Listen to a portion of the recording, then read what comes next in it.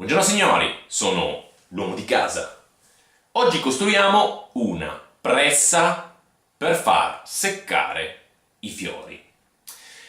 Quando ero piccolo e volevo far seccare un fiore, lo mettevo dentro un libro, aspettavo un po' di tempo e il fiore si seccava.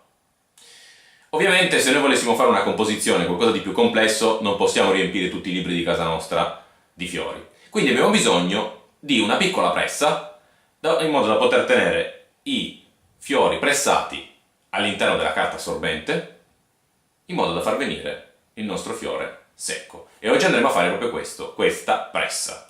Non è complessa, quindi tutti la possono fare. Ma non voglio tediarvi oltre, quindi vi invito subito a mettere un bel pollice in su, a iscrivervi al canale, a condividere questo video con i vostri amici e buona visione a tutti!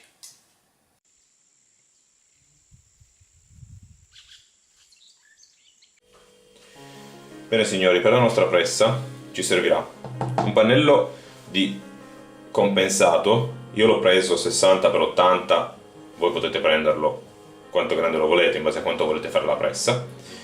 Poi ci serviranno dei morsetti a molla per fermare i due pezzi di legno che poi andremo a creare, dei bulloni in 4 e 4 dadi a galletto o a farfalla, e poi ci servirà anche della carta vetrata.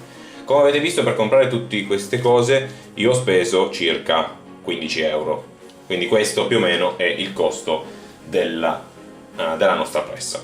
Ora andiamo a costruirla.